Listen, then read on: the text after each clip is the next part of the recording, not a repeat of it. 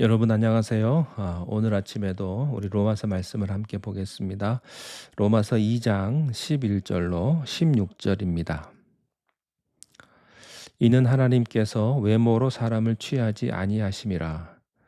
무릇 율법 없이 범죄한 자는 또한 율법 없이 망하고 무릇 율법이 있고 범죄한 자는 율법으로 말미암아 심판을 받으리라. 하나님 앞에서는 율법을 듣는 자가 의인이 아니요 오직 율법을 행하는 자라야 의롭다 하심을 얻으리니, 율법 없는 이방인이 본성으로 율법의 일을 행할 때에는 이 사람은 율법이 없어도 자기가 자기에게 율법이 되나니, 이런 이들은 그 양심이 증거가 되어 그 생각들이 서로 혹은 고발하며 혹은 변명하여 그 마음에 새긴 율법의 행위를 나타내느니라. 곧 나의 복음에 이른 바와 같이 하나님이 예수 그리스도로 말미암아 사람들의 은밀한 것을 심판하시는 그날이라. 아멘. 우리를 보시는 하나님의 기준, 행한 대로 보응하신다 하는 겁니다. 그 보응하시는 기준은요, 외형적인 것이 아니고 내면적인 것입니다. 내면적인 동기가 뭐냐? 그걸 가지고 하나님이 평가하십니다. 우리는요, 죄를 지을 수밖에 없는 그런 연약한 존재라는 것을 예수님이 잘 아셨습니다. 그래서 예수님이 우리를 사랑하셨죠. 그래서 우리도요, 다른 사람을 볼 때, 저 사람도 나와 똑같은 죄를 지을 수밖에 없는 그런 사람이고, 나도 그렇구나. 그런 마음을 가져야 합니다. 내면의 마음, 여러분 마음에 무엇이 있느냐, 그게 중요합니다. 12절에 무릇 율법 없이 범죄한 자는 또한 율법 없이 망하고 무릇 율법이 있고 범죄한 자는 율법으로 말미암아 심판을 받으리라. 왜 하나님 앞에서 우리는 죄인인가? 겉으로 드러난 죄인도 죄인이고 겉으로 드러나지 않는 죄인도 왜 죄인인가? 예, 이방인도 죄인이고 유대인도 왜 죄인인가 하는 겁니다. 여러분, 우리가요, 교회 나온다고 안심하지 마십시오. 아, 교회 나오는 사람도 하나님의 심판받을 사람 많습니다.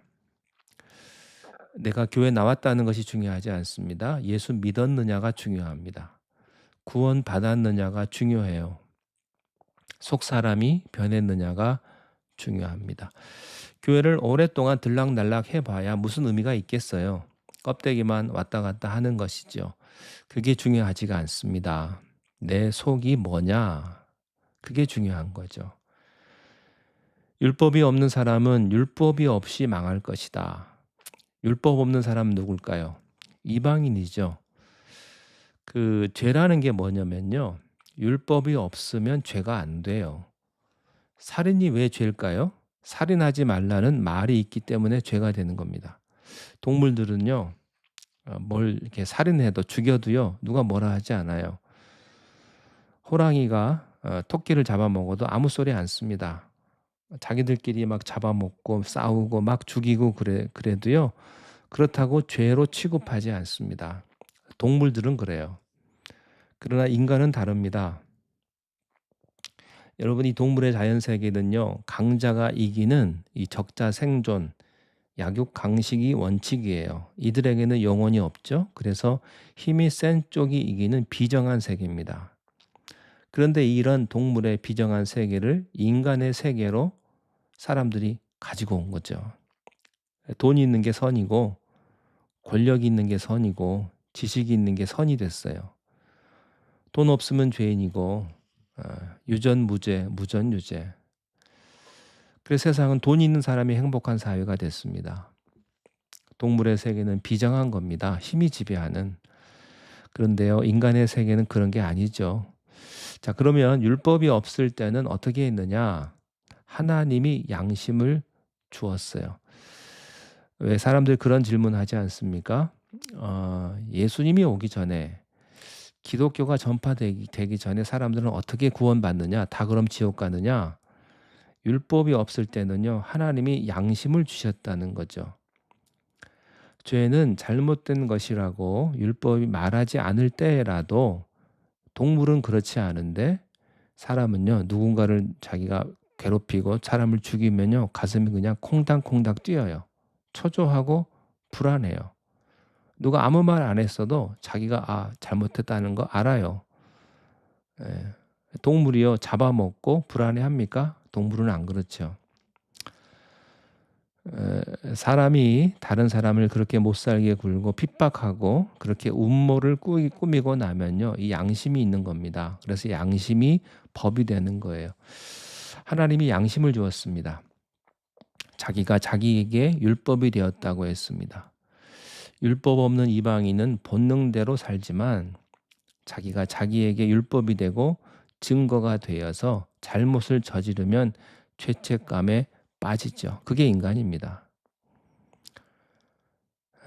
하나님이 인간을 만드실 때는 하나님을 알 만한 것을 그 속에 심어 넣었다고 말했어요. 꼭 예수를 안 믿어도 율법이 없어도 인간은 본질적인 인간은요, 하나님을 기억하게 되어 있는 것입니다.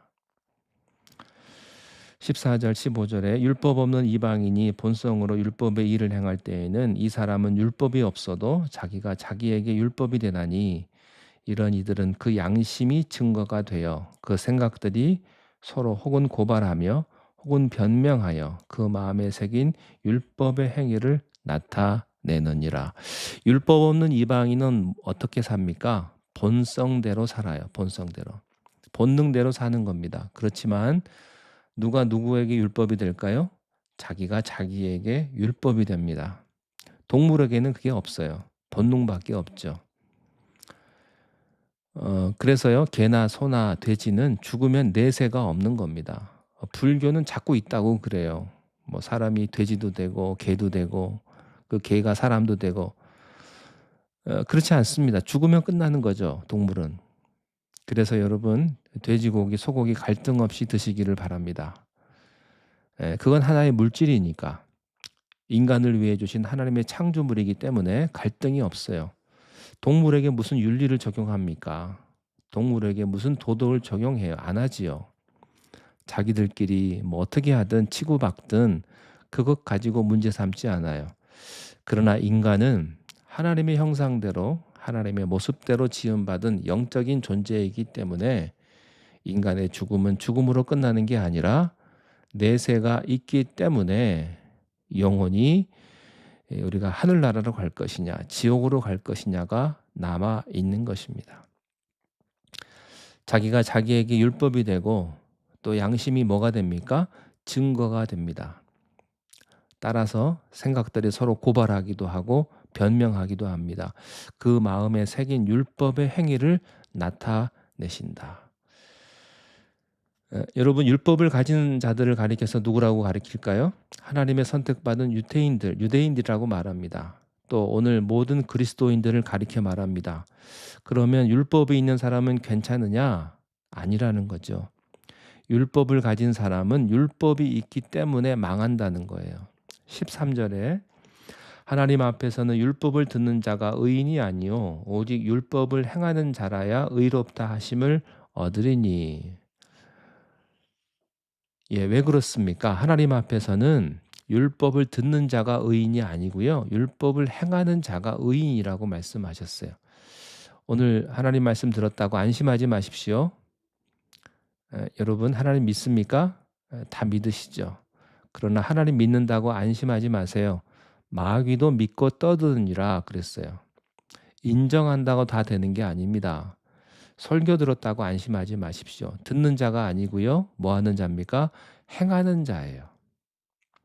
율법이 있기 때문에 정죄를 면할 길이 없는 겁니다. 말씀을 듣는 자, 말씀을 듣기만 하는 자는 어디다가 집을 짓습니까? 모래 위에 집을 짓는 사람입니다. 그러나 듣고 행하는 자는 반석 위에 집을 짓는 사람이죠. 여러분, 말씀을 듣고 참 좋다, 괜찮네, 거기에서 그치지 마시고 말씀을 듣고 행하셔야 합니다. 자, 결론 16절입니다. 곧 나의 복음에 이른 바와 같이 하나님이 예수 그리스도로 말미암아 사람들의 은밀한 것을 심판하시는 그날이라. 아멘. 예수 그리스도로 말미암아 인간의 무엇을요? 하나님은 우리의 드러난 것 가지고 판단하지 않으세요. 드러나지 않는 은밀한 것을 가지고 하나님은 판단하십니다.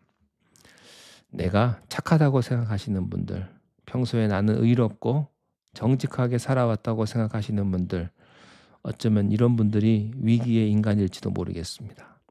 그래서 남을 정죄하고 남 심판하고 남을 충고했던 여러분은 똑같은 죄를 내면적으로 짓지 않느냐는 거예요.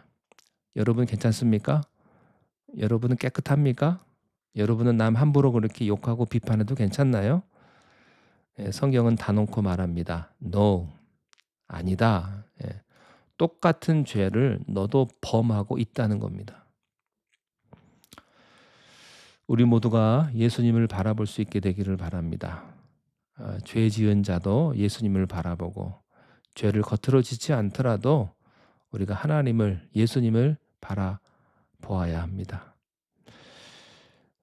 특별히 남을 훈계하고 높은 자리에 있는 분들, 지도자의 리더의 위치에 있는 분들, 그런 분들일수록 우리가 더욱더 겸손하게 하나님의 은혜 앞에 나가야 될 줄로 믿습니다.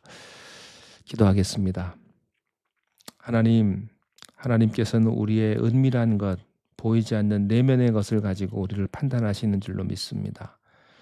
우리의 마음에 미움과 질투와 시기와 악한 것이 있으면 오늘 예수 그리스도의 이름으로 회개케 하시고 주님 우리의 마음을 정결케 하시고 깨끗게 인도하여 주시옵소서. 모든 잘못들을 다 주님 앞에 내려놓고 주님께서 허락하시는 죄사함의 귀한 은혜를 오늘도 경험케 인도하여 주옵소서. 예수님 이름으로 기도하옵나이다. 아멘.